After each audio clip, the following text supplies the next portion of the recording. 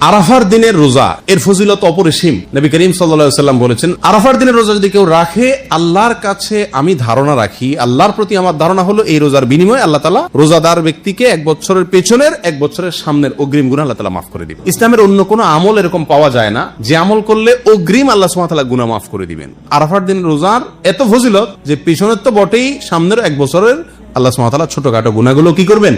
মাফ করে দিবেন। অতএব আরাফার দিনের রোজা আমাদের সকলের রাখা উচিত। কিন্তু এই রোজা রাখতে গিয়ে একটা বিভ্রান্তির মুখোমুখি আমরা হই, একটা প্রশ্নের মুখোমুখি আমরা হই। সেটা হলো যে আমরা আরাফাতের দিনের রোজাটা বাংলাদেশে মানুষেরা কোন দিনে রাখবো? আমরা কি 9 তারিখে রাখবো নাকি 8 তারিখে রাখবো? কারণ হাজী সাহেবরা আরাফাতে যেদিন অবস্থান করেন সেদিন আমাদের দেশে 8 তারিখ হয়, চাঁদের কি থাকে? 8 তারিখ থাকে। তো আমরা কি হাজী সাহেবরা আরাফাতের মধ্যে অবস্থান করছেন সেদিকে তাকায় 8 তারিখেই রাখবো, নাকি হাজী সাহেবরা সৌদি আরবে যেহেতু 9 তারিখে আরাফাতের ময়দানে অবস্থান করছেন, অতএব ওই 9 এর দিকে তাকে আমরা 9 তারিখে রাখবো? এটা নিয়ে একটা ধোঁয়াশা, একটা প্রশ্ন আমাদের ভেতরে কমবেশ আছে।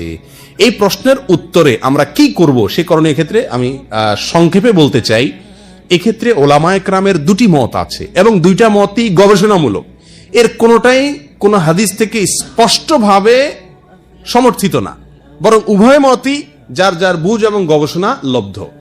কোনোটিকেই সঠিক বা ভুল এটা বলা বুদ্ধিমানের কাজ হবে না। অনেক উলামায়ে কেরাম বলেন, আমরা হাজী সাহেবরা আরাফাতের ময়দানে যেদিন অবস্থান করবেন, পৃথিবীর সকল প্রান্ত থেকেই আমরা হাজী সাহেবদের ওই অবস্থানের, আরাফাতের অবস্থানের দিনেই কি রাখবো? রোজা রাখবো। এটাই হলো আরাফাত দিনের রোজা। যদি সেদিন কোনো দেশে ঈদ না হয় তাহলে আমরা রাখবো, সেটা আমার দেশে 8 তারিখ হোক 7 তারিখ হোক, দেখার দরকার নেই। এটা হলো অনেক উলামায়ে কেরামের মত। অনেক উলামায়ে কেরাম বলেন না, আমরা 9 তারিখে রোজা রাখবো আমাদের দেশে, সেটা হাজী সাহেবদের আরাফাতে অবস্থানের পরের দিন হয়, অর্থাৎ এদেশে সৌদি আরবে ঈদের দিন হয়, ওই দিন আমাদের দেশে 9 তারিখ, আমরা 9 তারিখে রাখবো। কেন?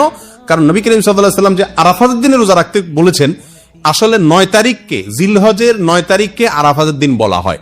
এখানে তারিখটা হলো উদ্দেশ্য, আরাফাতের দিন এটা হলো শুধুমাত্র নাম। জিলহজের 10 তারিখে ইয়মুন নাহর বলা হয়, জিলহজের 9 তারিখে ইয়মে আরাফা বলা হয়, জিলহজের 8 তারিখে ইয়মুত তারবিয়া বলে। এগুলো হলো এই দিনগুলোর এক একটা নাম। যেহেতু নবী সাল্লাল্লাহু আলাইহি ওয়াসাল্লাম আরাফার দিন রোজা রাখতে বলছেন, অতএব 9 তারিখে রাখবেন, এরকম একটা মত উলামায়ে কেরাম বলেন।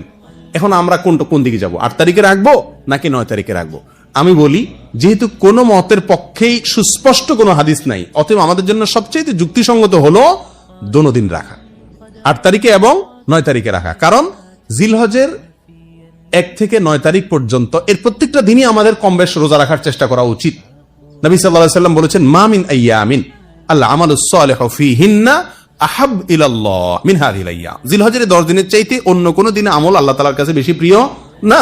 এইজন্য উলামায়ে কেরাম বলেন যে এই 10 দিনের প্রথম দিনগুলো, ঈদের দিন বাদে প্রথম দিনগুলো প্রত্যেকটা দিনই কি রাখা উচিত? নফল রোজা রাখা উচিত। তবে বিশেষভাবে হাদিসে নির্দেশ হলো কিসে? আরাফাতের দিন রাখার জন্য। অতএব আমরা যদি 8-9, আমাদের দেশের লোকেরা 8-9 উভয় দিন আমরা রোজা রাখি জিলহজের, তাহলে সেক্ষেত্রে সন্দেহাতীতভাবে আরাফাতের দিনের রোজা রাখা আমার হয়ে যাবে। অতএব এই 8-9 উভয় দিন রাখাই আমাদের জন্য সবচেয়ে উত্তম এবং বেস্ট। আল্লাহ তাআলা আমাদেরকে আমলের তৌফিক দান করুন।